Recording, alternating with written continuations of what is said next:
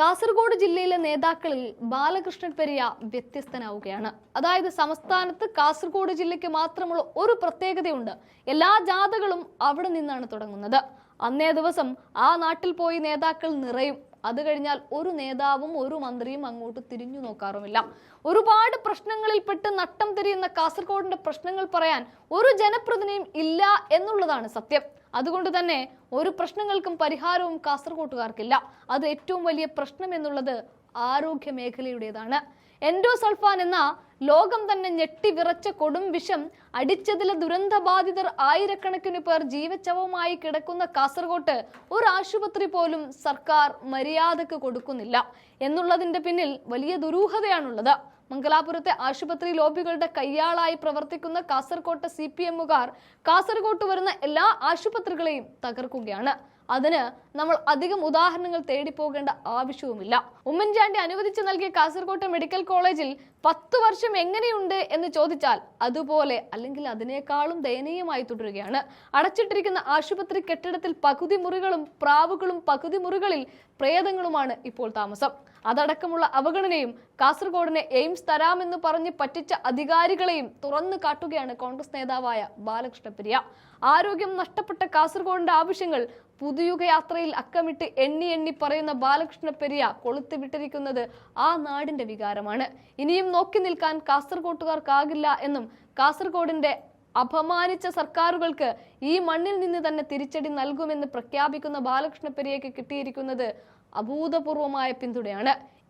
AIIMS കോഴിക്കോട്ടേക്ക് കൊണ്ടുപോകാൻ നോക്കുന്നവരോട് cancer സെന്ററും മെഡിക്കൽ കോളേജും എത്രയോ സൂപ്പർ സ്പെഷ്യാലിറ്റി ആശുപത്രികളുള്ള ഇതേ കോഴിക്കോട്ടേക്ക് ഇനിയും എന്തിനാണ്? ഇത് തരില്ല എന്നും കാസർഗോഡിന് ഇത് കിട്ടിയേ തീരുമെന്ന് പറയാൻ ഒരേ ഒരു ബാലകൃഷ്ണ പെരിയ മാത്രമേ ഉണ്ടായിരുന്നുള്ളൂ. കേരളത്തിന്റെ ശബ്ദരാജാവ് എന്ന് മാധ്യമങ്ങൾ വിശേഷിപ്പിക്കുന്ന ബാലകൃഷ്ണ പെരിയ കേരളത്തിലെ അറിയപ്പെടുന്ന പ്രാസംഗികനുമാണ്. അദ്ദേഹത്തിന്റെ ഘനഗംഭീര ശബ്ദത്തിൽ കാസർകോട്ടെ മനുഷ്യന്റെ ആവശ്യങ്ങൾ മുഴങ്ങുമ്പോൾ അതൊരു കൊടുങ്കാറ്റായി മാറുകയാണ്. കഴിവുള്ളവർ അവരുടെ നാട്ടിലേക്ക് എയിംസ് കൊണ്ടുപോകുമ്പോൾ അതിന് കയ്യും കെട്ടി നോക്കി നിൽക്കാൻ മാത്രം വിധിക്കപ്പെട്ടവരാണ് കാസർഗോട്ടുകാർ. അങ്ങനെ മാറുമ്പോൾ അതല്ല വേണ്ടത്. എയിംസ് എൻഡോസൾഫാൻ ബാധിത കാസർഗോഡിന്റെ അവകാശമാണ് എന്നും അതിനായി ഏതറ്റം വരെയും പോകുമെന്നും പറയുന്ന ബാലകൃഷ്ണ പെരിയ കാസർഗോഡിന്റെ നായകനാവുകയാണ്. നമുക്ക് അദ്ദേഹത്തിന്റെ വാക്കുകൾ ഒന്ന് നോക്കാം. കാസർഗോഡ് ജില്ലയുടെ ആരോഗ്യ പരിപാലന രംഗത്ത് അപകടകരമായിട്ടുള്ള സ്ഥിതിവിശേഷം നിലനിൽക്കുകയാണ്. കോവിഡിന്റെ കാലഘട്ടത്തിൽ കർണാടകത്തിന്റെ അതിർത്തി അടക്കപ്പെട്ടപ്പോൾ ചികിത്സ കിട്ടാതെ മരിച്ചവരുടെ എണ്ണം അന്ന് 12 ആയിരുന്നു. ആ 12 പേർ മരണപ്പെട്ടു എന്ന് മാത്രമല്ല, ഒരു ഹാർട്ട് അറ്റാക്ക് സംഭവിച്ചാൽ അതല്ലെങ്കിൽ മറ്റേതെങ്കിലും രീതിയിലുള്ള അപകടകരമായ ഒരു ആരോഗ്യ പ്രശ്നം സംഭവിച്ചാൽ അവർക്ക് ചികിത്സ നൽകാൻ കഴിയുന്ന ഒരു സൂപ്പർ സ്പെഷ്യാലിറ്റി ഹോസ്പിറ്റൽ ഈ കാസർഗോഡിന്റെ മണ്ണിലില്ലാത്തതിന്റെ വേദന എത്രയോ കാലങ്ങളായി നമ്മൾ അനുഭവിക്കുകയാണ്. ഒന്നുകിൽ നമ്മളെല്ലാവരും മംഗലാപുരത്തേക്ക് പാഞ്ഞു പോകണം, അതല്ലെങ്കിൽ മിനിമം പെരിയാരം സർക്കാർ മെഡിക്കൽ കോളേജിലേക്ക് പോകേണ്ട സാഹചര്യമുണ്ടായി. ഇവിടേക്കൊക്കെ ആളുകൾ പാഞ്ഞു പോകുമ്പോഴേക്കും അവരുടെ ജീവൻ അപകടപ്പെടുന്ന ഏറ്റവും വേദനാജനകമായിട്ടുള്ള കാര്യം നമ്മൾ കാണുകയാണ്. എത്രയോ ആളുകളുടെ ജീവൻ ഈ രീതിയിൽ ഈ കാസർഗോഡിന്റെ മണ്ണിൽ പൊലിഞ്ഞു പോയിട്ടുണ്ട്. അതുകൊണ്ട് തന്നെയാണ് നമ്മൾ ആദ്യം തന്നെ കാസർഗോഡ് ജില്ലയിലെ കോൺഗ്രസ് പ്രസ്ഥാനം, കാസർഗോഡ് ജില്ലയിലെ ഐക്യജനാധിപത്യ മുന്നണി പ്രസ്ഥാനം ആവശ്യപ്പെടുന്നത് all India institute of medical science അത് ഈ കേരളത്തിൽ അനുവദിക്കപ്പെടുന്നുവെങ്കിൽ ആ അനുവദിക്കപ്പെടാൻ എല്ലാ അർത്ഥത്തിലും യോഗ്യതയുള്ള, എല്ലാ അർത്ഥത്തിലും അനിവാര്യതയുള്ള ജില്ല ഈ കാസർഗോഡാണ് എന്ന് നമ്മൾ പ്രഖ്യാപിക്കുന്നത്. ആ സമരത്തോടൊപ്പം, ആ മുന്നേറ്റത്തോടൊപ്പം എല്ലാ കാലഘട്ടത്തിലും കാസർഗോഡ് ജില്ലയിലെ ഐക്യജനാധിപത്യ മുന്നണി പ്രസ്ഥാനം നിലയുറപ്പിച്ചു. പക്ഷേ എന്താണ് കാസർഗോഡ് ജില്ലയിലെ ഇടതുപക്ഷ ജനാധിപത്യ മുന്നണിയുടെ അഭിപ്രായം? എന്താണ് കാസർഗോഡ് ജില്ലയിലെ ഇടതുപക്ഷ ജനാധിപത്യ മുന്നണിയുടെ ജനപ്രതിനിധികളുടെ അഭിപ്രായം? ഒരു ദിവസം പോലും all India institute of medical science ഈ കാസർഗോഡ് ജില്ലയിൽ അനുവദിക്കണം എന്ന ആവശ്യത്തിനോടൊപ്പം നിൽക്കാൻ, വാ തുറന്നൊന്ന് സംസാരിക്കാൻ, ഈ ആവശ്യത്തിനോടൊപ്പം നിലയുറപ്പിച്ച് കേരള നിയമസഭയ്ക്കകത്ത് ഒന്ന് സംസാരിക്കാൻ ഈ ഉദമയെ പ്രതിനിധാനം ചെയ്യുന്ന CPM-ന്റെ MLA, കാഞ്ഞങ്ങാടിനെ പ്രതിനിധാനം ചെയ്യുന്ന ഇടതുപക്ഷ ജനാധിപത്യ മുന്നണിയുടെ MLA, അതുപോലെ തന്നെ തൃക്കരിപ്പൂർ നിയോജക മണ്ഡലത്തെ പ്രതിനിധാനം ചെയ്യുന്ന CPM-ന്റെ MLA തയ്യാറായില്ല എന്നുള്ളത് ഈ ജില്ലയോട് എത്രത്തോളം ക്രൂരമായിട്ടുള്ള മനോഭാവമാണ് ഇടതുപക്ഷ ജനാധിപത്യ മുന്നണി കൈക്കൊള്ളുന്നത് എന്നുള്ളതിന്റെ ഏറ്റവും പ്രധാനപ്പെട്ട സൂചകമാണ്. അവരെല്ലാവരും പിണറായി വിജയനെ പിന്തുണയ്ക്കുകയാണ്.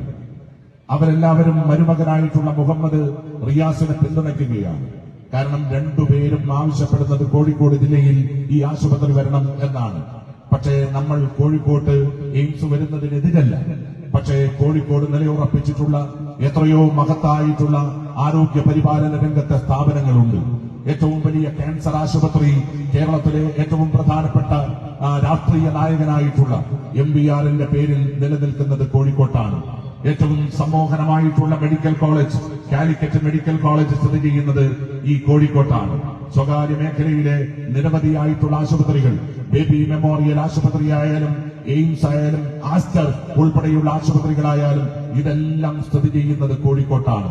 ഇത്രയും ആശുപത്രികൾ, ഇത്രയും മെഡിക്കൽ കോളേജുകൾ, ഇത്രയും ആതുര ശുശ്രൂഷ രംഗത്തെ നിരവധിയായിട്ടുള്ള സ്ഥാപനങ്ങൾ നിലനിൽക്കുന്ന കോഴിക്കോടിന് പകരം അത് കാസർഗോഡ് വേണം എന്ന് നമ്മൾ ആഗ്രഹിച്ചാൽ, അത് വേണം എന്ന് കാസർഗോഡ് ജില്ല ആവശ്യപ്പെട്ടാൽ അതിനെതിരെ നിലയുറപ്പിക്കാൻ CPM-നല്ലാതെ കേരളത്തിലെ ഒരു രാഷ്ട്രീയ പ്രസ്ഥാനത്തിനും ഈ കേരളത്തിന്റെ മണ്ണിൽ സാധിക്കില്ല. പക്ഷേ അങ്ങനെ ഒരു പ്രാദേശികവാദം സ്വാഭാവികമായും എല്ലാ ജില്ലകളിൽ നിന്നും ഉയർന്നു വരുമ്പോഴും തന്റെ ജില്ലയ്ക്ക് ഇങ്ങനെ ഒരു പ്രസ്ഥാനം ഉണ്ടാകണം, തന്റെ ജില്ലയ്ക്ക് ഇത്രയും പ്രധാനപ്പെട്ട ഒരു ആതുര ശുശ്രൂഷ കേന്ദ്രം ഉണ്ടാകണം എന്ന കാസർഗോഡിന്റെ ഏറ്റവും പ്രധാനപ്പെട്ട ആവശ്യത്തിന്റെ മുമ്പിൽ മുഖം തിരിഞ്ഞു നിൽക്കുന്ന ഇടതുപക്ഷ ജനാധിപത്യ മുന്നണിക്കെതിരെ CPM-നെതിരെയുള്ള വലിയ പോരാട്ടത്തിന്റെ കുന്തമുനയായി ഈ പുതുയുഗ യാത്ര മാറുക തന്നെ ചെയ്യും എന്നുള്ളതിൽ യാതൊരു സംശയവുമില്ല. നമ്മൾ അറിയേണ്ട മറ്റൊരു പ്രധാനപ്പെട്ട കാര്യം എന്താ? ശ്രീ ഉമ്മൻചാണ്ടി അദ്ദേഹം കേരളത്തിന്റെ മുഖ്യമന്ത്രിയായിരുന്ന കാലഘട്ടത്തിൽ ഏറ്റവും പ്രധാനപ്പെട്ട ഒരു തീരുമാനമെടുത്തു. എന്താ തീരുമാനം? മെഡിക്കൽ കോളേജുകൾ ഇല്ലാത്ത കേരളത്തിലെ എല്ലാ ജില്ലകളിലും ഒരു മെഡിക്കൽ കോളേജ് സ്ഥാപിക്കണം. അങ്ങനെ മെഡിക്കൽ കോളേജ് സ്ഥാപിക്കാൻ തീരുമാനിച്ചതിന്റെ അടിസ്ഥാനത്തിലാണ് കാസർഗോഡ് ഊക്കിനടുക്കയിൽ ഒരു മെഡിക്കൽ കോളേജ് സ്ഥാപിച്ചത്. ഇന്നെന്താ സ്ഥിതി? എന്റെ മുമ്പിലിരിക്കുന്ന ഏതെങ്കിലും UDF-ന്റെ പ്രവർത്തകൻ എപ്പോഴെങ്കിലും നിങ്ങളുടെ ചികിത്സ തേടി ഈ ഉക്കിനടുക്കയിലെ മെഡിക്കൽ കോളേജിലേക്ക് പോയിട്ടുണ്ടോ? അല്ലെങ്കിൽ നമ്മൾ ആരെങ്കിലും ഉക്കിനടുക്കയിലെ മെഡിക്കൽ കോളേജിലേക്ക് പോയാൽ നമുക്ക് അങ്ങനെ ഒരു ചികിത്സ നൽകാൻ കഴിയുന്ന സാഹചര്യം ആ ഉക്കിനടുക്ക മെഡിക്കൽ കോളേജിൽ ഉണ്ടോ എന്ന് പരിശോധിക്കാനുള്ള സാമാന്യ ബോധമെങ്കിലും കേരളത്തിലെ വിശിഷ്യ കാസർഗോഡ് ജില്ലയിലെ ഇടതുപക്ഷ ജനാധിപത്യ മുന്നണിക്ക്, ഇവിടെ വാണരുളുന്ന ഇടതുപക്ഷ ജനാധിപത്യ മുന്നണിയുടെ MLA-മാർക്കെങ്കിലും ഉണ്ടാകണം. വെറും OP ടിക്കറ്റുകൾ വിതരണം ചെയ്ത് OP അടിസ്ഥാനത്തിൽ വരുന്ന രോഗികളെ ചികിത്സിച്ച് വിദഗ്ധ ചികിത്സയ്ക്കായി മംഗലാപുരത്തെ സ്വകാര്യ ആശുപത്രികളിലേക്ക് ആളുകളെ പറഞ്ഞയക്കുന്ന ഏറ്റവും പ്രധാനപ്പെട്ട ആരോഗ്യ രംഗത്തെ ഏജന്റുമാരായി ഈ മെഡിക്കൽ കോളേജ് മാറി എന്നുള്ളത് വേദനയോടെയല്ലാതെ നമുക്ക് പറയാൻ കഴിയില്ല. കഴിഞ്ഞ ദിവസം കേരളത്തിലെ ആയിരക്കണക്കിന് ആളുകൾ 200ഓളം ബ്ലോഗർമാരുടെ നേതൃത്വത്തിൽ അവിടെ വലിയൊരു സമരം നടത്തി. ആ സമരം നടത്തിയപ്പോഴാണ് അതിന്റെ അകത്തലങ്ങളിലെ ഉൾക്കാഴ്ച കാണേണ്ടി നമുക്ക് വന്നത്. ഏറ്റവും വലിയൊരു പ്രേതാലയമായി പ്രവർത്തനരഹിതമായി നിൽക്കുന്ന, വർഷങ്ങളായി പ്രവർത്തനരഹിതമായി നിൽക്കുന്ന, പണി പൂർത്തിയാക്കാൻ സാധിച്ചിട്ടില്ലാത്ത, ഒരു പെയിന്റ് പോലും ചുമരിൽ അടിച്ചു വെക്കാൻ കഴിയാത്ത പ്രേതാലയമായി ഈ ഉക്കിനടുക്കയിലെ മെഡിക്കൽ കോളേജ് മാറി.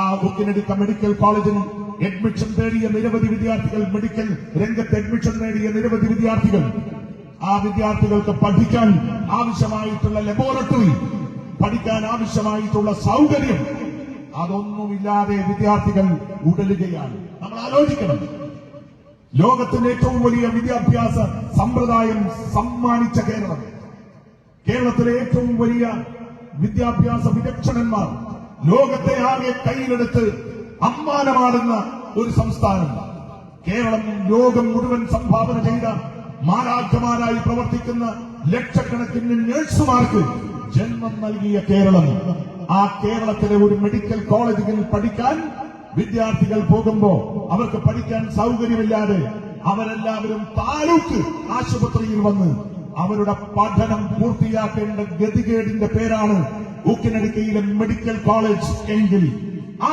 മെഡിക്കൽ കോളേജിനെ ഇങ്ങനെ ഏറ്റവും തരം താഴ്ന്ന രീതിയിലേക്ക് മാറ്റാൻ നായകത്വം നൽകിയ, അതിന് പിന്നിൽ പ്രവർത്തിച്ച, അതിനുവേണ്ടി നിരന്തരമായി പ്രവർത്തിച്ച കേരളത്തിലെ ഇടതുപക്ഷ ജനാധിപത്യ മുന്നണിയുടെ ശവക്കുഴി തോണ്ടുന്ന ഗാഥയായിരിക്കും ശ്രീ വി ഡി സതീശൻ നയിക്കുന്ന ഈ പുതുയുഗ യാത്ര എന്ന് പറയാൻ ഞാൻ ഈ സന്ദർഭം ഉപയോഗിക്കുകയാണ്.